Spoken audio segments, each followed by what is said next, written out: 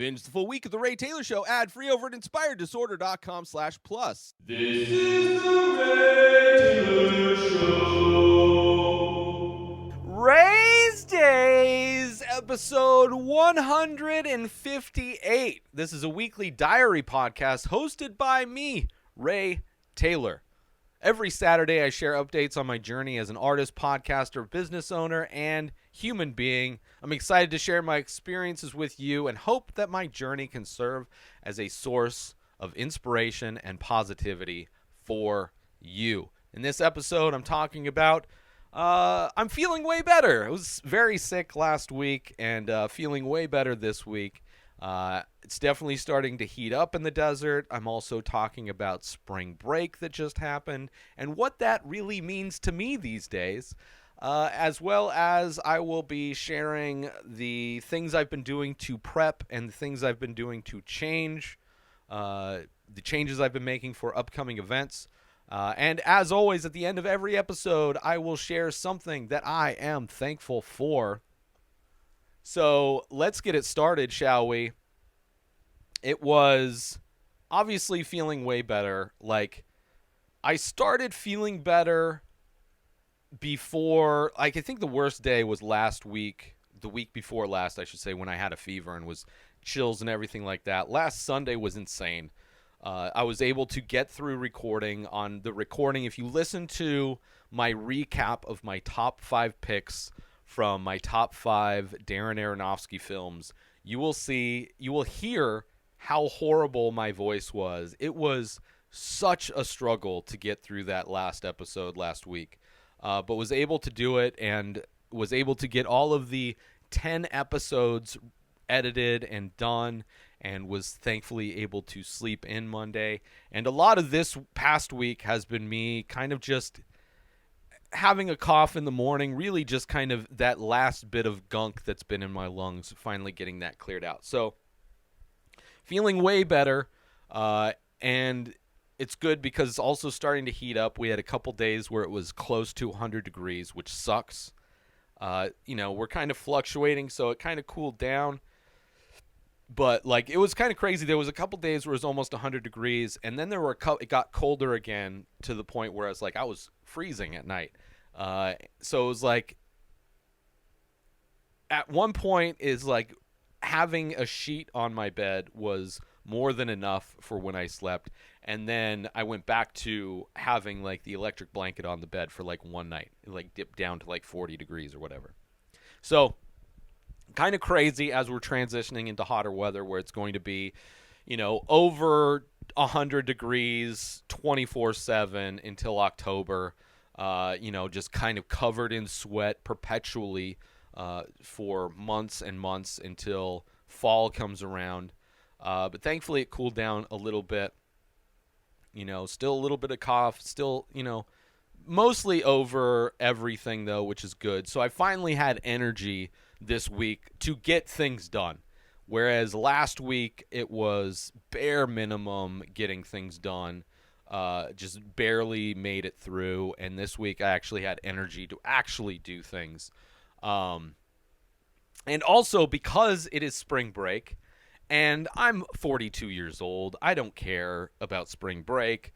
I also don't care about the religious holidays that seem to bookend. Easter usually takes place either the Sunday before spring break or the last Sunday of spring break, depending on the school system or whatever.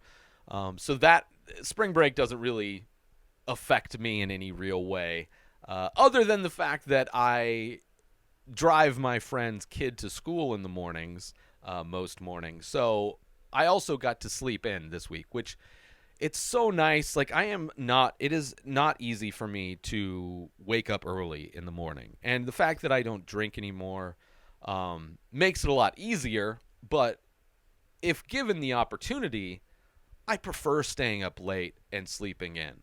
I like being up late where everything, one, it's dark, meaning it's cooler also. I like that. But then also, it's quiet. Everybody else is asleep. I'm kind of up doing my own thing. I like staying up late, and I like being able to sleep in at least having the option to sleep in. So it's been kind of a nice week on that level, being able to sleep in and all of that stuff versus getting up early, which I can do. It sucks, right? I'm able to get to sleep early so I can wake up early. Not to the point where one of the events that I attend starts at, I have to be there at like 6 in the morning. So that means I have to wake up at like 4 or 5 in the morning. That I don't think I could ever get used to, but the waking up at like 7 o'clock or 8 o'clock to take the kid to school, and then I can come back and I can maybe fall asleep if I'm still really tired. Usually I end up staying up, which I kind of do. There's an aspect of that I do like. I do like getting up early because I can get a lot of things done. It feels good to get a lot of things done before noon versus a day where I do sleep in. Sometimes I don't get started until noon, right? So it does feel good to get a lot of things done before it even hits at 12 noon. So, but I'm definitely more of a night person than a day person, or a morning person, I should say. But this week has allowed me to finish up a lot of the changes that I wanted to make for the upcoming events. Reformatted. So my 10 by 10 canopy, I hang nets on two sides, and the nets hold my paintings, and they're the 9 by 12 paintings, the 6 by 9 paintings, and the 4 by 6 paintings that I do. And since I changed the pricing structure of my work to go $40 or $20, $40, and $100, I wanted to reformat the nets to, reflect the kind of simplified pricing. And also I hung yarn on the net, which at first I was going to weave through the net, which took a lot longer. But then I decided to just like cut little pieces of yarn and then just kind of hang them so they look like little tassels hanging off, and show off more. It makes the colored yarn far more visible than when I was just woven in the net, and it makes it easier to change if I ever do need to reformat the nets again for any reason. It'll make that process a lot easier. So I finally got those things done, completely finished reformatting the nets, completely added the pricing, got the new price tags with the very large price number on it that is related to the color, right? And as I talked about in a previous episode a couple weeks ago, the $20 price is going to be in yellow. So on the nets around all the 4x6 paintings that are $20, they will have yellow yarn around them to identify them. And then the price tag, the $20, is written in yellow.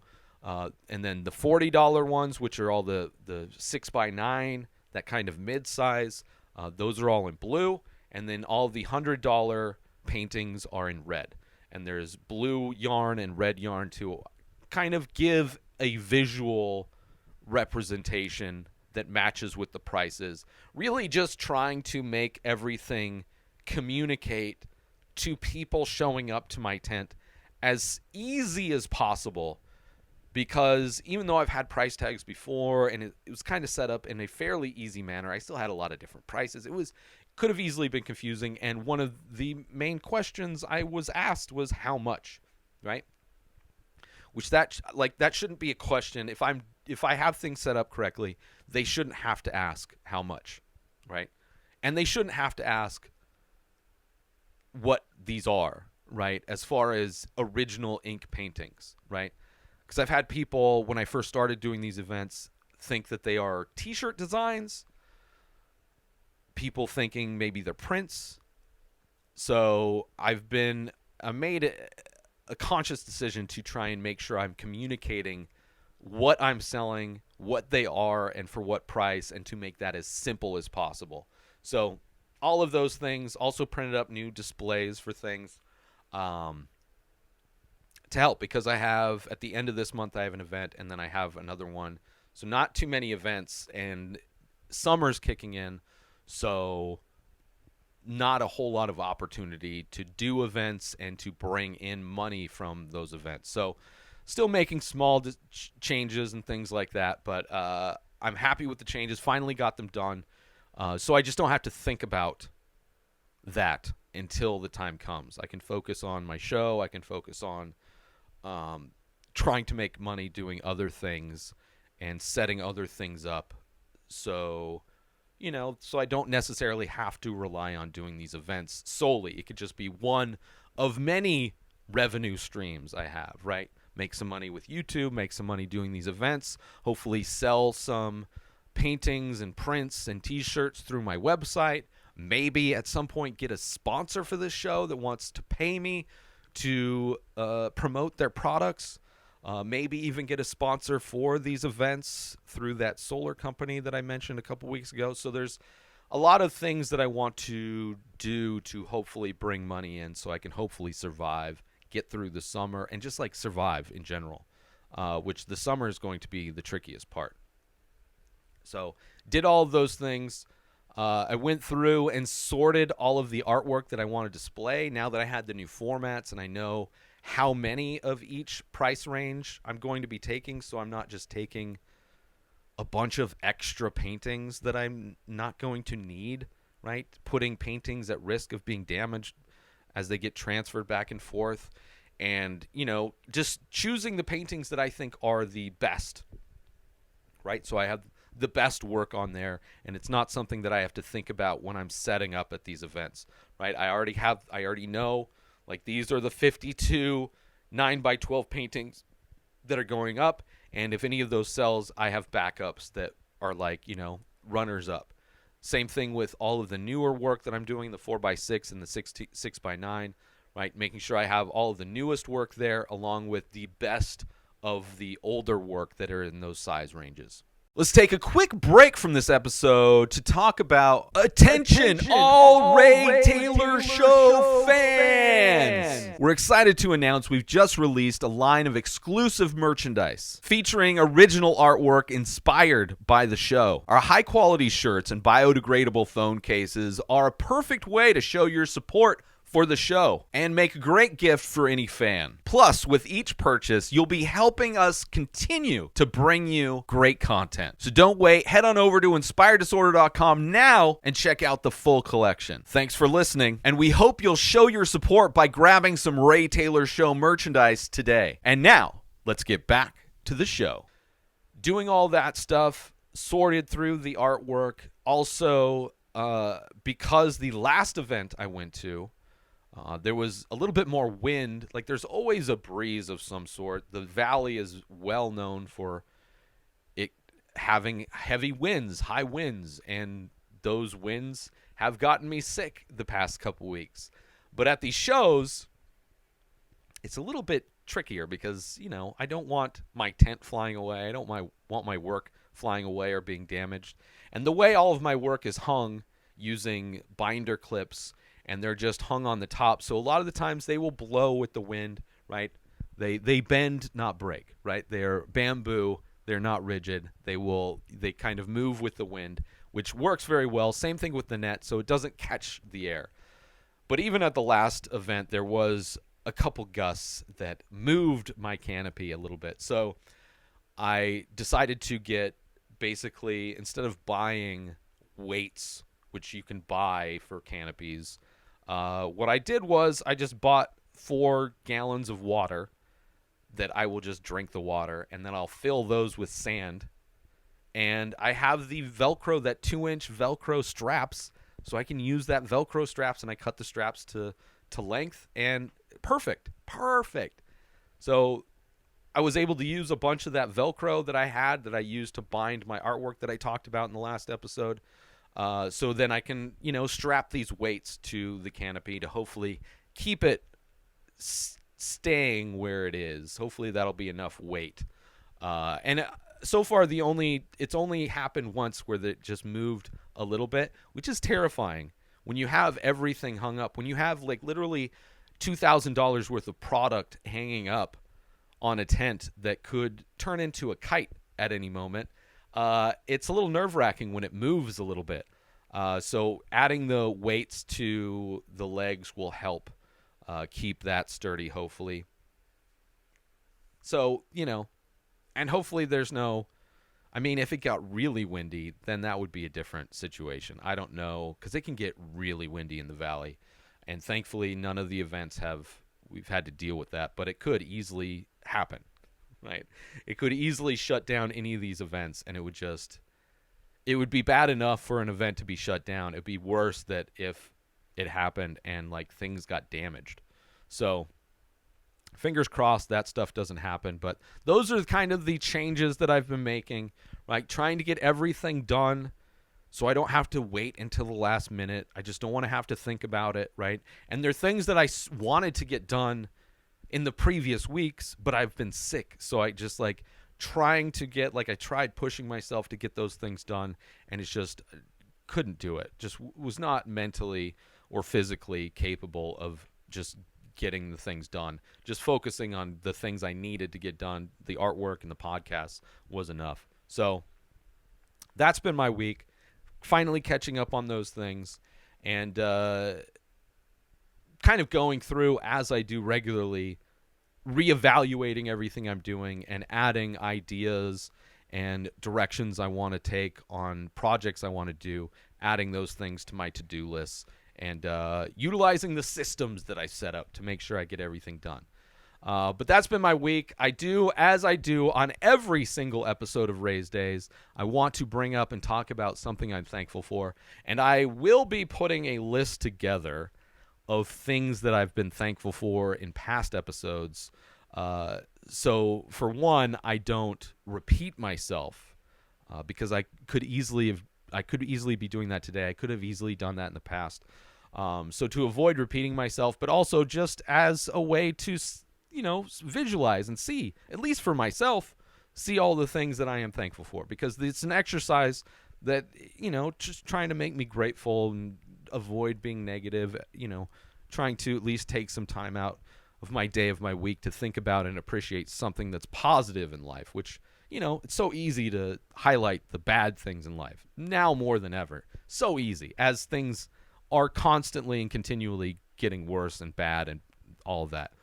So this week, what I am thankful for is a podcast called The Dollop. This is a podcast that's hosted by Dave Anthony and Gareth Reynolds. It is an American history podcast where each week Dave reads a story from American history to Gareth, who has no idea what the topic is about.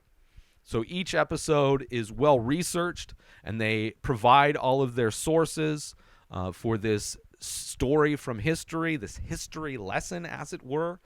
So it's a great podcast to learn American history and to see how often things repeat themselves, and to see how certain political groups have played by the exact same playbook the entire time, except for they just change it from, instead of marginalizing and accusing trans people of being evil, it was black people, and before that it was gay people, or before trans it was gay, and before gay it was black. It's like they've always been doing this as far back as America has been around. And you even see it in other places as well, right? But it's a great podcast. It's not just about that. It's about a lot of things. They've been doing it for years, this podcast. So they have a massive catalog of all of these different historical events that they talk about. It's one I mentioned. There's a story recently where Elon Musk wants to make a company town, and there is a great episode on Pullman, where if you want to find out why Labor Day is a thing, you want to find out why company towns are probably a bad idea, and this idea that Elon Musk has that this company town is going to be some kind of utopia is exactly what Pullman thought his town was going to be. And you see how that can easily go bad when you live in a town that is controlled by the person that you also work for. So they have tons of stories. There's fun stories as well. Like there's one on the Rube, which is a baseball player, which if you want to know where that term, the Rube, comes from, finding out about him, one of their early stories. They did a story on tickling, which ended up becoming inspiring a documentary called Tickled, which is a crazy rabbit hole of a documentary that was inspired by an episode of The Dollop.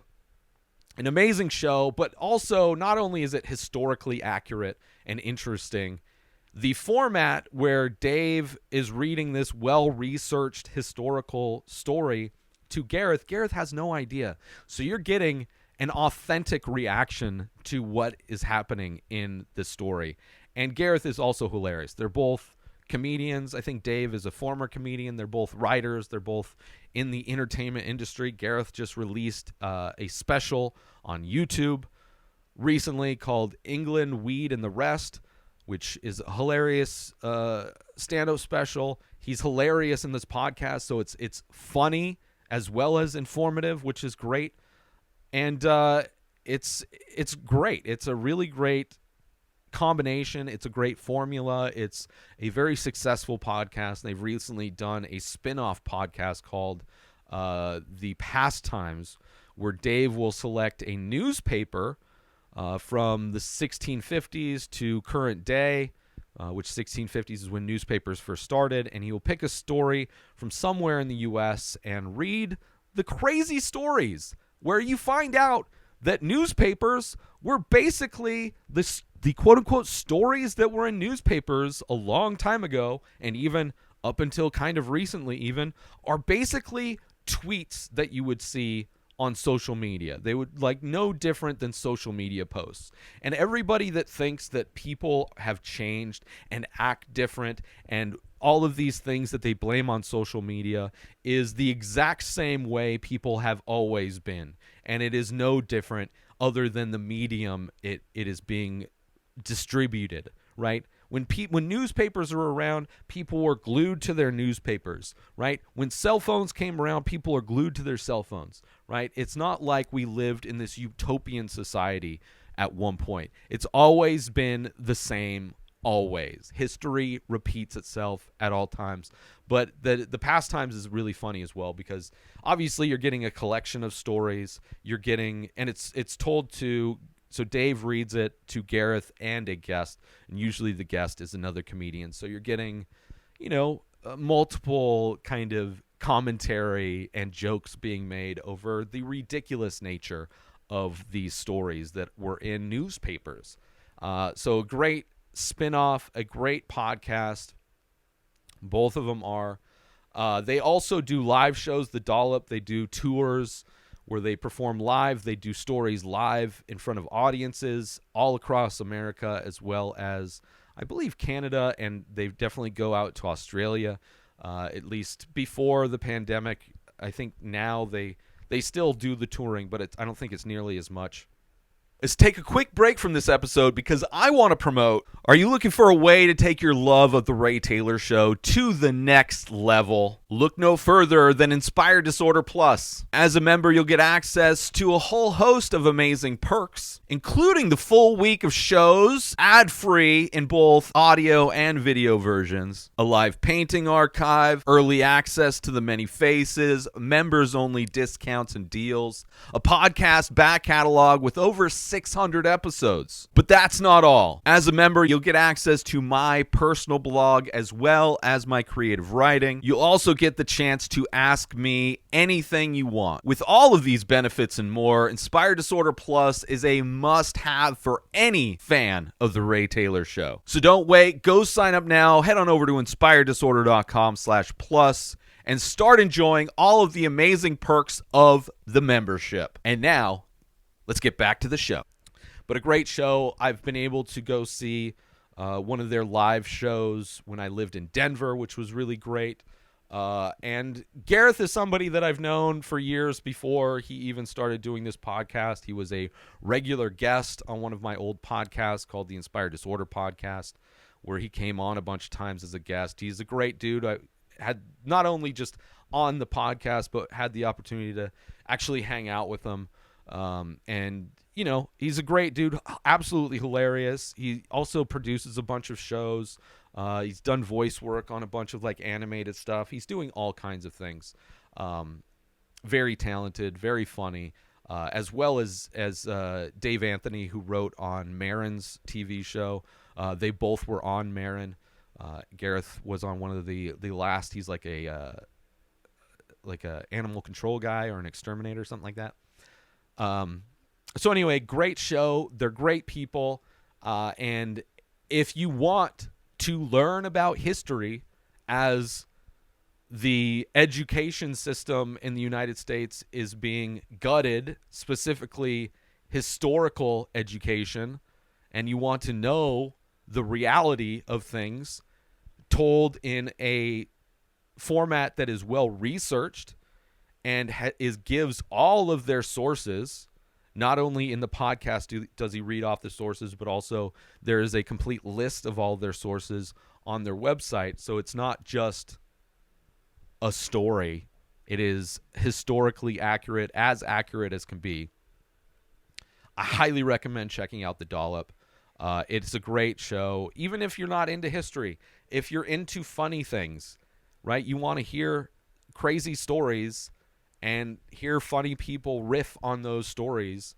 It's great. It's absolutely great. And that's why it's something that one of the reasons I love podcasts is it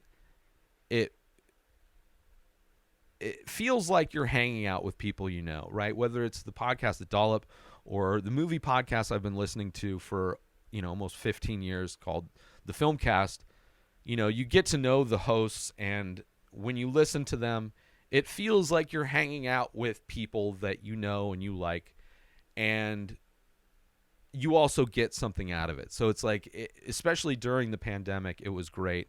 And even just my life in general, how crazy my life has been, leaving my day job, trying to make things work, moving to Denver, having everything completely fall apart, and then somehow getting back to the desert and putting things back together and making another attempt at trying to make podcasting and art work as a means for me to survive.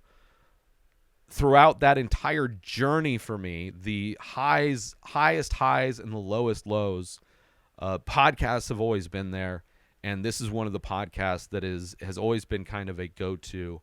And it's always like a welcome thing to show up every week in my podcast feed, to not only get to hang out and listen to well-informed, cool, fun people, but also to get something out of it, to like make my brain smarter, and to see how absolutely ridiculous it is that history repeats itself so much to such a degree of accuracy that it is absolutely insane, and not surprising at all that people who tend to be the ones repeating history in the most evil ways are also the people who are attacking history as it is in schools. So check it out. It's a must for anybody into history. It's a must for anybody that likes to laugh. So that is what I'm thankful for this week, the Dollop. And it's available on everywhere podcasts are found. They even have a Patreon where they do stuff. Gareth takes tests, quizzes to see how much he remembers from the podcasts. There's a lot. You can watch the video version of the show. Their Patreon is very good as well, so you can check that out too. But that is what I'm thankful for this week, the Dollop. Upcoming events. Same as last week, April 30th, Sunday, 9 a.m. to 1 p.m., Love Local in Indian Wells. It is the last Love Local event for the season.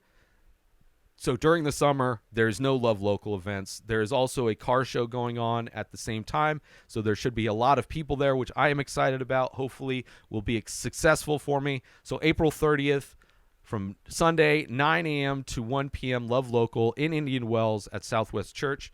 Also, in May 20th, next month, Saturday from 5 p.m. to 9 p.m. is the 111 Night Market, which is a monthly. They took a month off, but I think it's coming back monthly. They had to make some changes.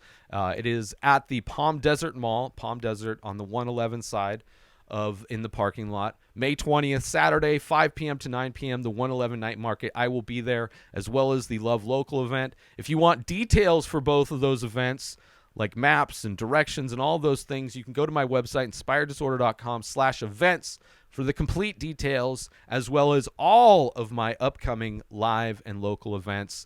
And if you're not local in the Coachella Valley, you can still support me by going to my website, inspireddisorder.com. You can buy the original artwork that I sell at these events. You can buy prints of the artwork that I make and I release daily. There's also shirts and different clothings and all kinds of different things that you can purchase to help support me. If you want to support an artist, if you want to support a podcaster, if you want to also get yourself some cool, one-of-a-kind artwork, inspireddisorder.com is where you can go and where you can do that. And I appreciate everybody that purchases artwork from me, everybody that purchases anything from me. Every small bit helps, and I appreciate that because that's going to help me survive, especially through the summer. So really consider it this summer. If you want to change my life, go over to inspireddisorder.com and buy some stuff. You can even buy gift cards, right? If you know somebody is into artwork or